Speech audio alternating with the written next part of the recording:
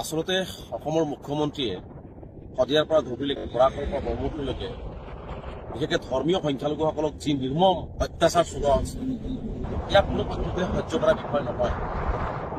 কেৱল মাত্ৰ ধৰ্মীয় সংখ্যালঘুসকলৰ বাবে বিদেশীৰ নামত স্বদেশী ভাৰতীয় নাগৰিকসকলৰ মেন্স লেণ্ডত ফ্লাইট হৈ অহাৰ যি ভয়ানক আৰু ভয়াৱহ দৃশ্য, হৃদয় বিৰোধী দৃশ্য অসমবাসী বা ভাৰতবাসী বিশ্ববাসী দেখিলে এনেকুৱা ধৰণে নিৰ্মম অত্যাচাৰ এইখন চৰকাৰে কৰি আছে।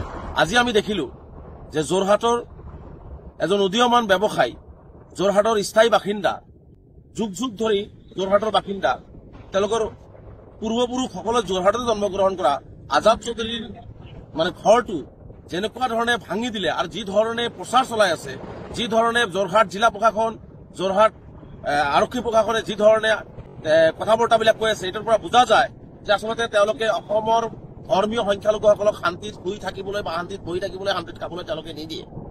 আজি যোৰহাটৰ যিটো ঘটনা আজাদ চৌধুৰীৰ লগত কৰিলে, এই ঘটনাটোক আমি তীব্ৰভাৱে নিন্দা কৰিছো, গৰিহণা দিছো। উচ্ছেদ যদি কৰিবলগীয়া হয়, যিহেতু আজাদ চৌধুৰী এজন ভাৰতীয় নাগৰিক, এজন অসমৰ বাসিন্দা, তেওঁ বাৰে বাৰে কৈছে যে চৰকাৰে মাটি বিচাৰিলে মাটিখিনি দিয়া হ'ব। কিয় চৰকাৰে তেওঁক মাটিখিনি বিচৰা নহল? কিয় চৰকাৰে তেওঁৰ পৰা সহযোগিতা বিচৰা নহল? মাত্ৰ 30 মিনিট সময়ত মানুহে ঘৰ বাৰী ভাঙি আঁতৰি যাব পাৰে নেকি? 30 মিনিট সময় সীমা দি পেলাই তেওঁক ঘৰ বাৰী যি ধৰণে আক্ৰমণ কৰা হ'ল, ঘৰ বাৰী যি ধৰণে ভাঙি দিয়া হ'ল, কেৱল মাত্ৰ আজাদ চৌধুৰী মুছলমান হোৱাৰ কাৰণে এই কাম কৰা হৈছে। মই স্পষ্টকৈ কৈছো, এইজন মুখ্যমন্ত্ৰী বাৰে বাৰে কয় যে আমি খিলঞ্জীয়া মুছলমান, অখিলঞ্জীয়া মুছলমান এইবিলাক ভাগ কৰে, খিলঞ্জীয়া মুছলমানৰ লগত আছো। আজাদ চৌধুৰীৰ লগত মুখ্যমন্ত্ৰী এই অন্যায় কিয় কৰিলে? আজাদ চৌধুৰীক কিয় সময়সীমা দিয়া নহল? তেওঁৰ মাটিটো লিজত লোৱা আছিল। বাৰে বাৰে আজি 1 সপ্তাহ 10 দিনৰ পৰা বাৰে বাৰে কৈছে মাটিটো লিজত লোৱা আছিল। কিয় জিলা প্ৰশাসনে স্পষ্ট নকৰিলে যে তেওঁৰ মাটিটো লিজত নাই? আজি কিয় কৈ আছে? কেৱল মাত্ৰ আজাদ চৌধুৰীৰ এই চৰকাৰে হিন্দু মুছলমান পলাৰাইজ কৰি, হিন্দু মুছলমান ভাগ ভাগ কৰি আজাদ চৌধুৰী ঘৰটো ভাঙাৰ এটা পৰিকল্পনা কৰি এই কাম কৰিছে। আৰু কিছুমান উশৃংখল মানুহে, কোনোবাই কিবা আহি কলেই মানুহ বাংলাদেশী হৈ যায় নেকি?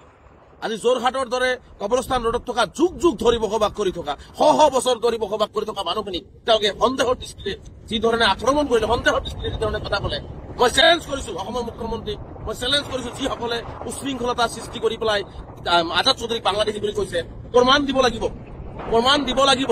আজাদ চৌধুৰী ভাৰতীয় হয়, অসমীয়া হয় নে বাংলাদেশী হয়, ইয়াৰ প্ৰমাণ দিব লাগিব। অন্যথায় তেওঁলোকে আইনৰ কাঠগড়ত থিয় হ'ব লাগিব। কাৰণ আমি কোনো পদ্ধতিতে এনেকুৱা বস্তু আমি সহ্য নকৰো। আজি যদি চৰকাৰৰ মাটিখিনি লাগে, চৰকাৰৰ সেইখিনি অসুবিধা হৈছে, চৰকাৰে কাৰো বহতীয়া হয় কিয়?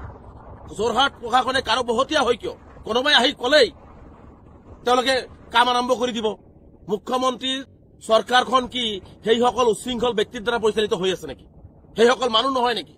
যদি অসমৰ মুখ্যমন্ত্ৰীয়ে অসমৰ মুছলমানসকলক শান্তিত থাকিব নিদিয়ে, জীয়াই থাকিব নিদিয়ে, এইটো স্থিতি স্পষ্ট কৰক। অসমৰ মুখ্যমন্ত্ৰী এইটো এটা স্পষ্ট কৰক। মই এটা কথা স্পষ্টকে জানো, এইজন মুখ্যমন্ত্ৰী কোনো মুছলমানকে ভাল নাপায়। তেওঁ প্ৰতিজন শদিয়াৰ পৰা ধুবুৰীলৈকে বৰাক, ব্ৰহ্মপুত্ৰ, পাহাৰ, ভৈয়াম সকলো ঠাইতে বসবাস কৰি থকা, যুগ যুগ ধৰি বসবাস কৰি থকা ভাৰতীয় মুছলমানক তেওঁ অন্যায় কৰি আছে, তেওঁ কোনো পদ্ধতিতে ভাল নাপায়।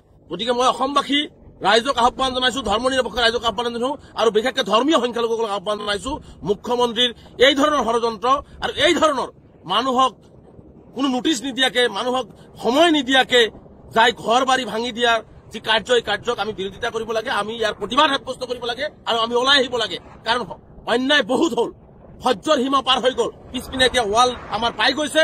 গতিকে আমি এতিয়া গণতান্ত্ৰিকভাৱে চৰকাৰৰ এই দমন নীতি, চৰকাৰৰ এই কুষড়যন্ত্ৰ, চৰকাৰৰ এই মুছলমানৰ প্ৰতি কৰা অন্যায় প্ৰতিহত কৰিবৰ পাৰে সন্মুখৰ পৰা আগবাঢ়ি যোৱাৰ কাৰণে আমি অসমবাসী ৰাইজৰ, বিশেষকৈ ধৰ্মীয় সংখ্যালঘুসকলক মই আহ্বান জনাইছো।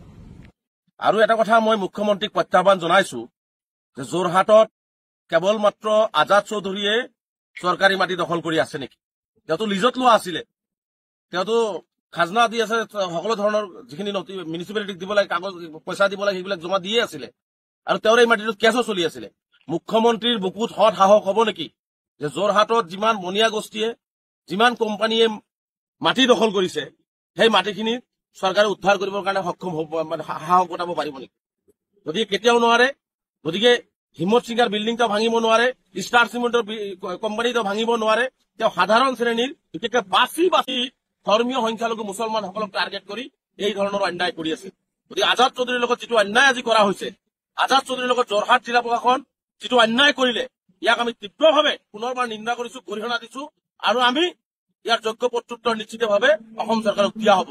কাৰণ আজাদ চৌধুৰী এজন ভাৰতীয় নাগৰিক, অসমীয়া নাগৰিক, ভাৰতৰ বাসিন্দা, যোৰহাটৰ বাসিন্দা আৰু তাৰ পিছতো তেওঁ সকলো ধৰণৰ মাটিৰ কেছ চলি থকা অৱস্থাত, মিউনিচিপালিটিৰ পৰা তেওঁ লিজত লৈ থকা অৱস্থাত তেওঁক আজি জিলা প্ৰশাসনে যেনেকুৱা ধৰণে আন্দোলনকাৰী ৰূপত গৈ যি ধৰণে কথা বৰ্তাবিলাক প্ৰত্যক্ষ আমি কৰিলো, এটিৰ পৰা স্পষ্ট হয় যে যোৰহাট জিলা প্ৰশাসন আৰু অসম চৰকাৰে কাৰোবাৰ ওচৰত আঁঠু লৈ কেৱল মাত্ৰ ধৰ্মীয় সংখ্যালঘু যুৱক আজাদ চৌধুৰীক টাৰ্গেট কৰি তেওঁৰ পৰিয়ালৰ ঘৰ বাৰী আজি ভাঙিছে। এইটো কথা আমি স্থিতি স্পষ্ট কৰিছো আৰু এইটো কথা স্পষ্ট সত্য কথা যে কাৰোবাৰ ওচৰত যোৰহাট জিলা প্ৰশাসন আঁঠু লৈছে, অসম চৰকাৰে আঁঠু লৈছে, কাৰোবাৰ নিৰ্দেশত এইখন চৰকাৰ এইবিলাকৰ নেতৃত্বত অসম চৰকাৰে সকলো কথা মানি লৈ আজি মুছলমানক